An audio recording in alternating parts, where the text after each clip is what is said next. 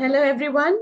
I'm Roopa Somasundaran, AVP at MRP Advisory, and I'm truly delighted to welcome all of you for this special webinar hosted in commemoration of World Environment Day. So today's theme is Emerging Trends of ESG in the Construction Industry. It is both critical and timely, and as we witness rapid urbanization and infrastructure growth across the globe, the construction industry has emerged as a key driver of economic development and also a significant contributor to environmental impact. Today's session brings together a diverse and insightful panel. We have Ms. Puja Tiwari, legal advisor, Legal and Corporate Affairs at Experion Developers, Mr. Jitender Bhadana, volunteer lead and a very strong pillar of Save Aravali Trust, Nikhil Ramdev, Principal Associate, MRP Advisory, and we will be shortly joined with Preety Srivastava, who is the President of Rotary Club Tulips. And we already have her. So let me start with Ms. Puja Tiwari's introduction. She's presently engaged as legal advisor by Experion Developers, a 100% FDI real estate company. A legal practitioner with LLB from Campus Law Center, Delhi University, with more than 2 decades of experience in a variety of roles in law firms, as well as in-house roles in sectors covering FMCG, retail, tobacco, manufacturing, telecom, real estate, among others. She regularly participates in conferences and panel discussions, and we are very honored to have her in our webinar today. Ms. Preety. Thank you. Ms. Preety, currently serving as President, Rotary Club Tulips 2025 and 26, is leading the services project focusing on environmental sustainability, youth leadership, education, and women empowerment. A dynamic and accomplished image consultant and soft skills trainer with over 17 years of cross-industry experience in grooming professionals for excellence. She is the founder of Your Style Clinic, an image management and people development firm. Certified by the Consell Institute of Image Management UK and the Scottish Qualifications Authority SQA, with a proven track record of delivering 500 plus training workshops across India and abroad. She is passionate about helping individuals gain their credibility, influence, and professional impact. We have Mr. Jitender Bhadana from Save Aravali Trust, a volunteers-driven group working for the betterment of Aravali, the oldest mountain range of India, and very rightfully called the lungs of Delhi NCR region. The motive is to make it green, home to wildlife, and an entity for prosperity for the humans. We have Nikhil Ramdev, currently a principal associate at MRP Advisory, where he leads multifaceted international arbitration mandates and provides strategic advisory on enforcement and funding across Gulf, Asia, including ICC and ad hoc arbitrations governed by diverse legal systems. So thank you, each one of you, for being a part of this panel. We start with Puja. To begin with, this is an introductory question for all of you, that what does ESG mean to you personally and professionally? And how has the awareness of ESG grown in the construction industry? So let's start with Puja. Thanks, Roopa. Thank you, everyone. And I would like to clarify that environment is now becoming so significant that not just World Environment Day, but even if you go through the newspapers on any day, you will find some news items which will sensitize each and every individual about the importance of taking care of our environment, using sustainable products, and trying to leave lesser carbon footprint as far as possible. So at an individual level also, not by virtue of being a corporate person or an employee or a professional, even for an individual, even for a household, the necessity of focusing on how whatever your activities are impacting the environment has become a very important aspect and a point of introspection. Even within the society where we live, in our maybe RWAs or our society complexes, there are efforts which are being made to introduce practices that will help make living sustainable and waste disposable, such things which can be recycled, to be segregated, to be sent for recycling. Segregation of garbage has also become a very significant aspect in the recent past. And similarly, there are a lot of other activities, even when you scroll through social media, you will find that there is an increased awareness. Earlier, there was not so much awareness, but now carrying your own water bottle, carrying your own cloth paper bag. So all these are things which as an individual also has, percolated into our psyche, even if we are not carrying that water bottle or that cloth bag. When we go and buy a plastic water bottle, somewhere it clicks in our mind that we could have avoided this use of disposable water bottle or this disposable bag which we are buying. So definitely there has been a huge shift in the way people look at sustainability, environment, and our actions are now being checked by us as a individual, as a family, and as a member of our community. So having said that, as an individual, as a corporate, definitely when we are part of a construction company, the real estate projects these days are no longer the kind of projects which used to be, mushrooming all over the place with no particular emphasis on guidelines. As the regulatory environment has evolved, you are all aware that consent to operate, environmental clearance for the project, all these things have to be taken even before you commence the project. In fact, you cannot commence construction till these clearances are in place. So definitely ESG is taken very seriously by all industry members, all builders, and the most important aspect, because the projects themselves are big ticket projects and we are looking at investments. Companies that want to invest also want to see the kind of practices that are being followed. So whether it's a green building or whether it's sustainable construction, what are the practices and norms that are being used and introduced? There's a lot of focus on these aspects. The consumer today is very aware. It is no longer just delivering a house. They also want to understand whether these aspects have been kept in mind, what parameters are being followed, and especially for, say, a lot of projects have NRI investors or people who have stayed in different countries across the world and are now coming back to India or are wanting to have a second home in India. So their exposure is such that they are looking for these global standards like green building, even in Indian apartments and complexes.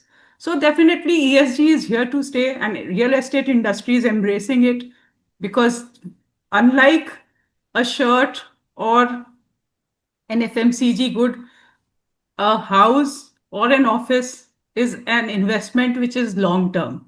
So if at any stage the reputation is built very gradually, and if at any stage people begin to feel that sustainable practices are being compromised or environment is not being, given its due, then the chances of such a project getting the right side of investment from individuals as well as from institution becomes uh, a little low.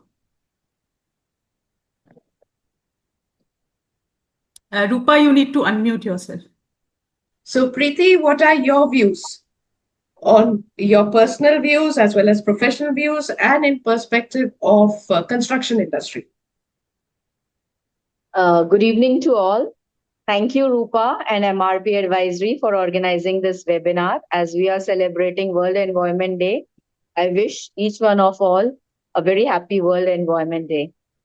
I'm a Rotarian, and all our projects and work is around the cause and concern for environment, social responsibility, or corporate governance. So the understanding of ESG, it comes very naturally to me. But if you talk about what ESG means to me as an image consultant, then when I look at environmental aspect, personally, I strive to live a minimalist, conscious lifestyle, reducing waste, choosing sustainability in fashion industry, promoting eco-friendly practices, and professionally, I always encourage my clients to embrace mindful lifestyle, reducing waste, choosing sustainable fashion, promoting eco-friendly practices. And when we talk about social aspect, then personally, I value inclusivity, mental well-being over everything else, and empowerment of individual through empathy and understanding, you can say. Professionally, my work focus on enhancing self-image, confidence, communication, specifically for under represented group, helping people to feel heard, seen, and respected.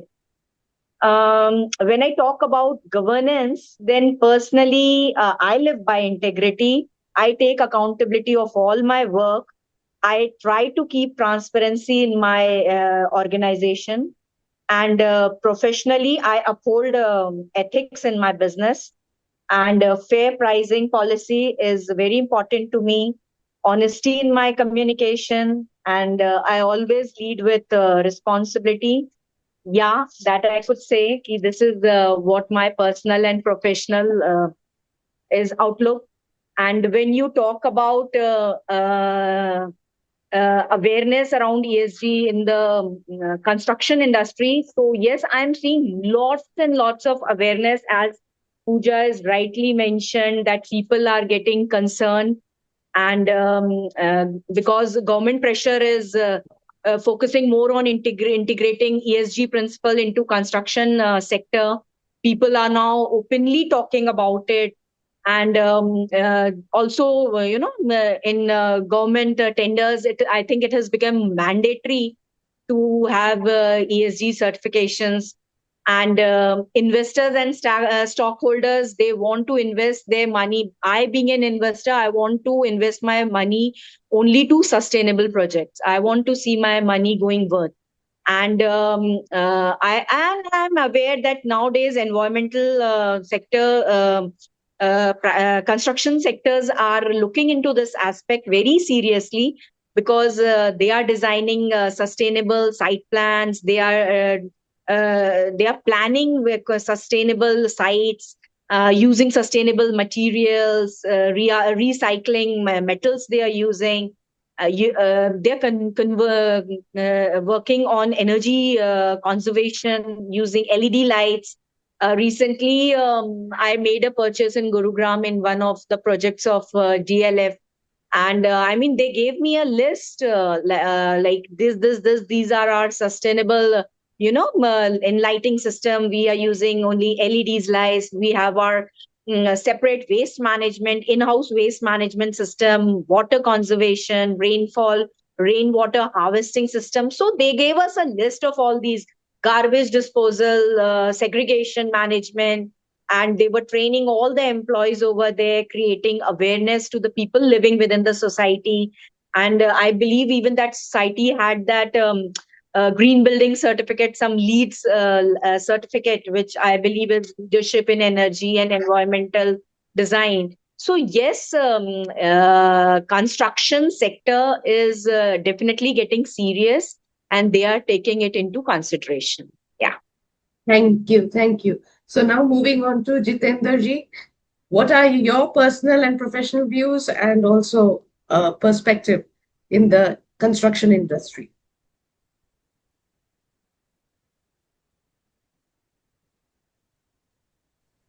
Sorry. So as Puja madam and Preety madam has mentioned that for me also as a person, ESG is the understanding of environmental impacts, environmental results to our daily routine work, to the building, to the society, to the creations we have done.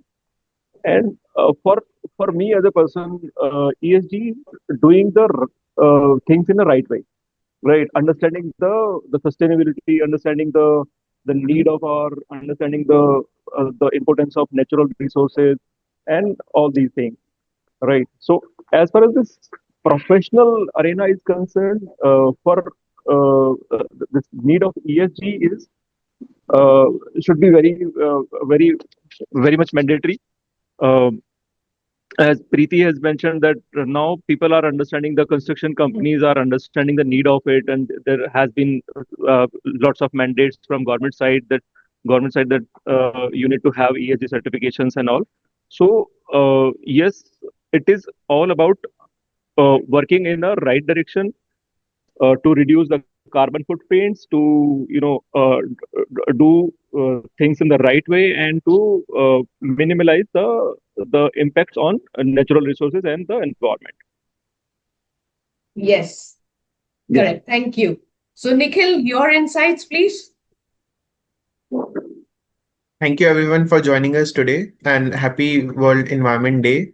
So, as Rupa, so to me, ESG represents a comprehensive framework that guides sustainable and responsible decision making, both in professional and personal contexts. So, personally, I see ESG as a way to contribute positively to the society and the environment. Professionally, especially given my experience in international arbitration, especially within construction and infrastructure sector, I believe ESG is increasingly central to how projects are structured, funded, and litigated. It influences contractual terms, risk assessments, and dispute resolution processes, with ensuring the development aligns with sustainability and social responsibilities. So I believe ultimately the ESG is about creating resilience, ethical, and sustainable solution that benefits both the industries and society at large, and we provide a sustainable environment to the coming generations. That's all. Thank you. Absolutely. We have to be accountable for our coming generation. So, Pooja, as someone who handles legal and corporate affairs for a major developer, how are ESG considerations being integrated into contractual obligations and risk assessments in real estate projects? And also, what legal or regulatory challenges do companies typically face in complying with the ESG mandates? Unmute yourself, please. Yes. So thanks, Rupa. And to explain the dilemma that as legal advisors we face, I'm not talking specifically about the company where I am presently engaged, but I'll give you an example which was all over the newspaper some time back, that a person wanted to recharge his EV. He was staying in an apartment complex. Now, everyone will say that buying an EV is a very good idea and the Yeah. government is giving a subsidy on buying an EV.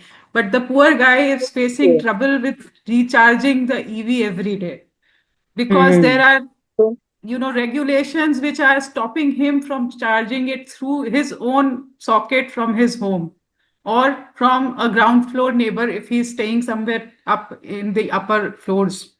So these are certain gaps, where government has set on the residents the responsibility that yes, it's great to buy an EV, but the infrastructure is lacking, and where RWA is at loggerheads with some of the residents for one issue or the other, life of these people becomes miserable, and then the blame game starts that the developer has perhaps not paid attention to these requirements, which were perhaps not even there when There. the Yeah. society was constructed or handover was done. Actually, So subsequent to that date, these are things which are changing, evolving, and some kind of effort has to be made by both parties to kind of bridge the gap. If blame game starts, then people will be discouraged from buying EVs. So I'm not Yeah. really sure what will be the right remedy, but these are the kind of issues which we face, that even after the best of efforts, someone has made a world-class project, people have come to live there with a lot of expectations, and then something as small as where to charge my EV becomes an issue. So usually what happens is that the issues that come up with these kind of around these kind of everyday instances can be very small, that rainwater harvesting pit, where it is made, someone has a problem with the location of the pit, where the you have in-house manuring system for the waste, kitchen waste. Some people may not be keen on having it in the location where it is. Now if it is an apartment complex, some location has to be Dead. finalized, and not everybody who will be staying in the close vicinity of that particular structure may be happy about its presence near their house. Everybody will talk about recycling and organic waste manuring, but when it actually comes to doing it, many people want it to be done at some other far off place. It should not affect them in any manner. So these are True. aspects where we are ready to, as a developer, include these. But how far can they be implemented if the people or the RWA or the administration in general is not conducive to incorporating these aspects? This is one aspect. Then there are other aspects where you will see that after a certain period, the builder has to hand over the infrastructure to the RWA concerned. Now, RWA is supposed to ensure upkeep of all the equipment. So there's a sewage treatment plant, there's water harvesting system. But if it is not being taken care of, or the see, people take care of the lift because they need the lift on a daily basis. So if it is not working, there will be complaints from residents. But most residents are busy with their own work life, and they will not notice that the water harvesting system is not working, or the sewage treatment plant is not working, or recycled water is not being used in the washrooms. Fresh water has been started to be used, or for gardening, recycled water is not being used. So these are things which have to be monitored. And if there is no sensitivity from the residents, no Mm. matter how hard the builder tries, ultimately these Actually. aspects, when handed over, will be present. But eventually, over a period of time, if they are not maintained, it will corrode, Mm. there'll be breakages. And then they will probably, instead of repairing, blame the developer to say that substandard quality was given to us. That is the easiest way to get out of any obligation to maintain on a continuous basis. So then these are regulatory aspects where the builder and the community has to come together. Otherwise there will be a breakdown sooner or later in these aspects. Mm. The consent to operate, the consent to have this sewage treatment, all these things the government can monitor only till a certain level. Beyond that, it is the Absolutely. responsibility of every individual Yeah, to make it a success. yes, absolutely correct. So, Preeti, you are engaged into the corporate community initiatives under Rotary. So, could you Yeah. share more about it, the initiatives that Rotary takes under ESG? Yes. Thank you, Rupa. Rotary Club Tulips, and there's a group called Environmental Sustainability Rotary Action Group. We fondly call it SRAG. We are actively working together to address climate change, environmental degradation, focusing on projects and programs that are promoting sustainability and environmental protections. As we partner with them, our club, we work together to raise awareness, encourage action. We provide a resource for environmental sustainability within our club. And then Rotary has a very strong 7 focus area. Among them, environment is the prima focus for us. And we work on all the 6 key areas of environment, like biodiversity, climate change, food systems, pollution, circular economy, and sustainable living. And we provide, our club provides support in planning, implementing, and evaluating environmental projects. And we also provide expertise on such subjects, and guidance also. And we are committed to environmental protection. Rotary is always committed toward it. And our club, along with Rotary International, it recognizes protecting the environment as one of its key focus areas. And there are several global grants for environmental projects. Rotary Foundation, it provides funding for global grants that support environmental projects. So, I mean, there are a lot of things Rotary is into, like, reviving the forest for the land, where a lot of mindless tree cuttings have been done. We are supporting plantation. We are working to protect rivers, oceans, and there's some Rotary clubs in, I believe, in Delhi. They are even working on some dams, and we are advocating for sustainable food products. And Rotary's foundation's roles are playing major in all these activities. It is supporting environmental projects through global grants and many other initiatives. And we are providing, as Puja rightly said, we all talk about ESGs, in construction site, but there are places जो ESG के introduction से बहुत पहले बन के आ चुकी थी, those places. So these problem will exist, but it is only possible to eradicate them when there is an inclusiveness of RWA along with the construction companies. There has to be some inclusiveness.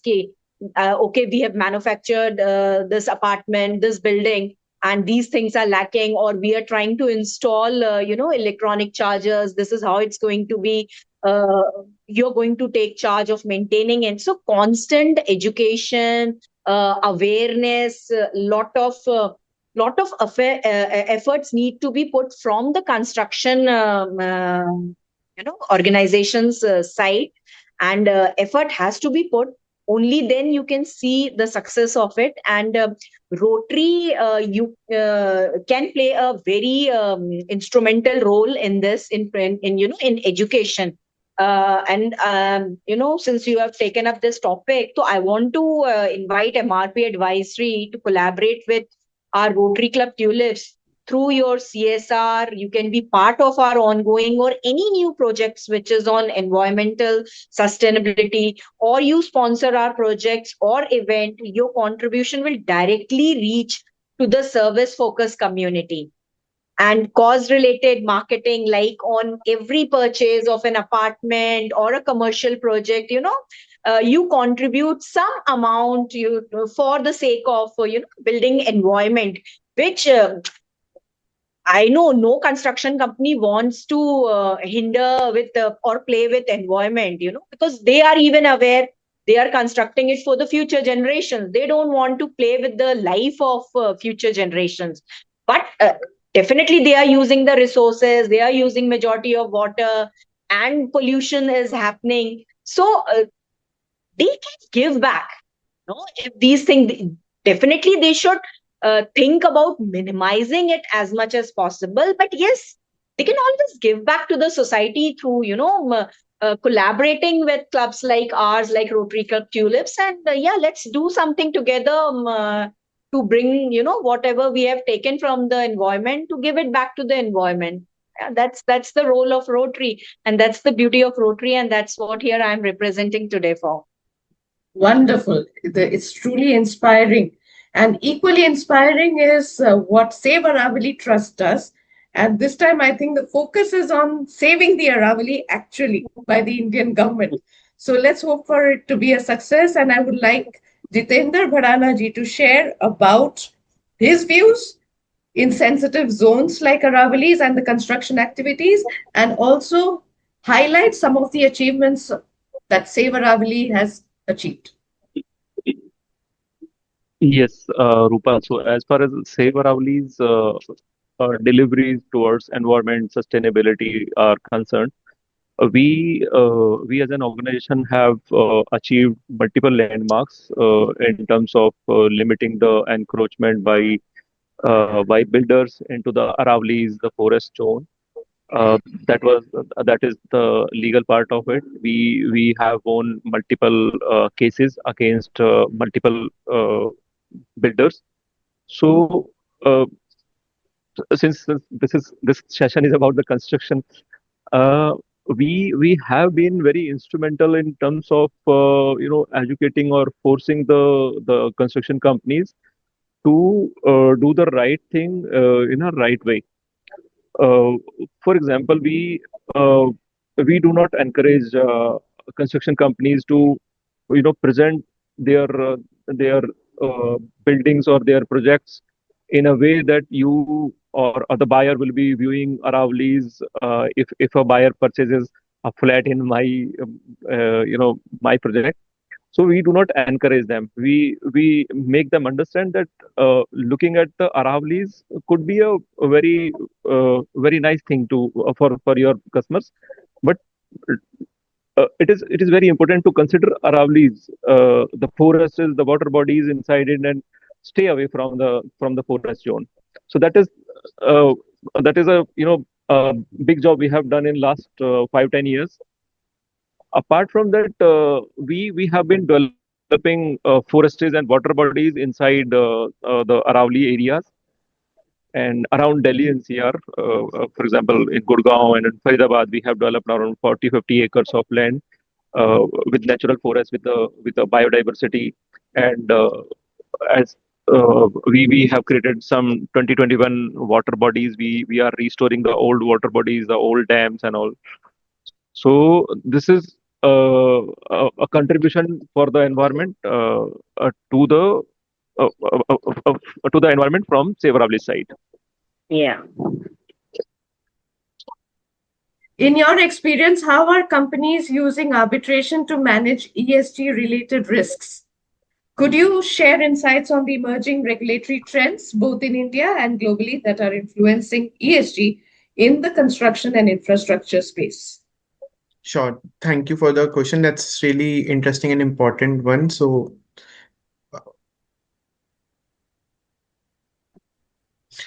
I have observed that companies are increasingly incorporating ESG considerations into their dispute resolution strategies. They do this by including specific contractual clauses related to ESG standards, sustainability commitments, and compliance requirements in their contractual agreements. For example, arbitration assessment, whether ESG disruptions, the example supplier factory shutdowns due to water scarcity, whether they trigger force majeure or not, force majeure clauses or not. So another example is a manufacturer includes ILO labor standards in supplier contracts. So if the audit reveals child labor, the company can initiate arbitration for the breach and seek specific obligations or terminate the contract and seek damages. So for ESG related disputes, arbitration is a very pertinent way of resolution, as it provides flexibility and neutral forum to address the issues. And nowadays, the tribunals are also becoming a very ESG centric. And though one issue is that not all ESG related claims are arbitrable, some may fall outside the scope of arbitration. Nonetheless, arbitration is playing a crucial role in reinforcing the company's commitments to ESG principles. So, to your next question, so globally, we see there is a growing trend towards tighter ESG regulations and mandatory disclosures, like EU's Sustainable Finance Disclosure Regulation, IFS Performance Standards, Equator Principles, and uh, the United Nations Sustainable Development Goals. In India, also, SEBI has recently introduced comprehensive disclosure requirement for listed companies. So it is pertinent. I think I should tell you that project agreements now have mandatory compliance to these policies as a condition precedent to payment milestones. So that's really a good thing for us. And the sorry. So other than this, I believe the key takeaway is thinking that ESG clauses as structural beams in the contract. Once nice to have, now they carry the weight of legal liability. If they fail, the whole project collapses into dispute. So that's all. Thank you. Perfect. Nice. Now, wrap up question for Puja. So, what are the two to three changes or reforms you'd like to see that would accelerate ESG adoption in construction? Thanks, Roopa. So, like, I would first and foremost want to point out that the EV example which I gave, some kind of guidelines can be there, some mandates for already existing projects, delivered projects, because that is completely silent. And while as a company, we may take some steps for implementing these things in our projects, it may or may not take off with some kind of posturing which RWAs or communities may have against the builder for their various reasons. Another aspect which I would like to highlight is similarly the solar panels which are being mandated by government in a lot of construction activities to be installed on the buildings.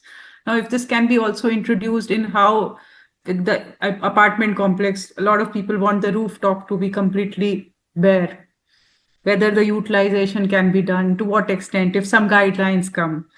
Then there's another aspect, the green belt, the green area, which is common area for the apartments. As of now, there are not any specific guidelines about, maybe there's a percentage to the built up area which is to remain as a green area or an open area.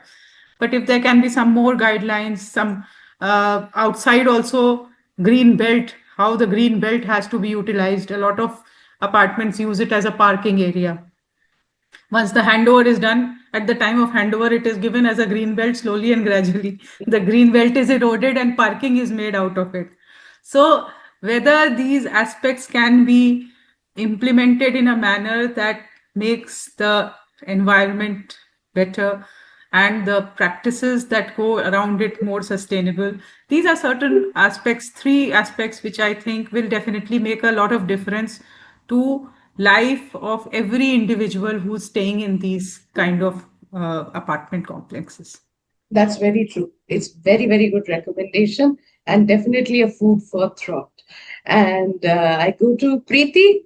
So, what are the 2 to 3 changes or reforms you'd like to see that would accelerate ESG adoption in construction? Roopa, in order to see acceleration in ESG adaptation in construction sector, it's like बिना जोर के शोर नहीं मचता. उसी तरह से it has to be mandatory ESG disclosures, and one has to show accountability, and one has to gain investors' confidence. Then I believe there should be some incentives for ESG compliant projects from government, of course, and some tax benefits should be there.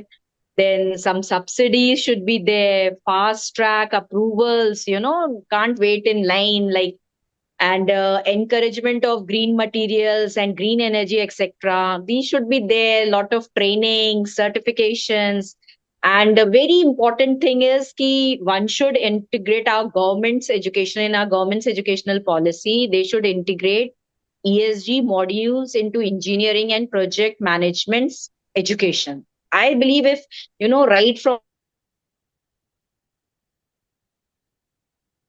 We lost you. Preety? It suddenly, but you're not on mute. you can hear me? Yes, now it's fine. Yeah. So what I was saying, like, in our education policies, our government should need to integrate ESG modules into engineering and project management education. So right from the beginning, during at a very early stage, if this seed of ESG is sowed into the education system, into the mindset, I think eventually the whole world will speak in one common language. and a lot of appreciation, rewards need to be given to constructions sectors, to the organizations who are implementing ESG. So slowly, when everybody is dancing on the same tune, then eventually it's like a ripple effect. I mean, any construction company will, everybody wants to have a, want to leave a good future for the coming generations. So this is what I believe, like 2 3 points which could accelerate ESG adaptation in the construction sector. Otherwise, you people are more into this. You people are better to tell. This is from a very common perspective that I'm sharing. If it's very lucrative, lot of rewards, awards, and if the construction company is into any legal litigation, then it should be a very fast track process for them, because they are already taking pain. ESG comes with a price for the construction sector. So we need to be empathetic with them also. And government needs to understand their pain points also. It's just not that you make a rule or regulation and you put it on the whether it's a construction organizations, I'm saying, or even any people like us. We are also into manufacturing. The government needs to step in, not just by implementing and leaving everything for us to take care. This will not work. It has to be 50-50. If we are taking this, then the government has to intervene and some subsidies have to come on reality, not on books. That's what I believe.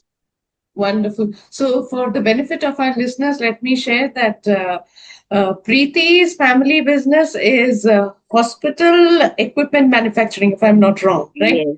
So yes, yes. that. So we've got a manufacturer also, we've got a developer, and of course now our environmentalist. So the same question with Jitender: what are the 2 to 3, changes or reforms you would like to see that would accelerate? Right. Yeah. Correct.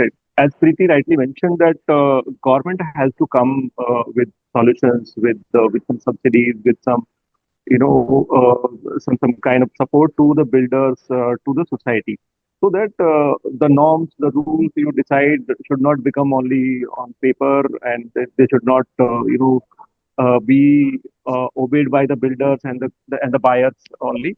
So government has to play a vital role in it. Government must come up with some subsidies, some discounts to the builders, and some kind of appreciations to the buyers as well. That's one. Second is, as per my understanding so far, is the ESG and carbon rating are 2 3 things which are very, which are limited to a particular society. They are not getting into a mass thing.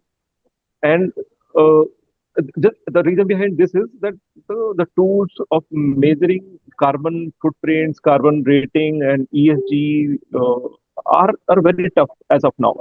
So I met somebody who is graduated from IIT, uh, claims that he's a specialist in carbon rating, right?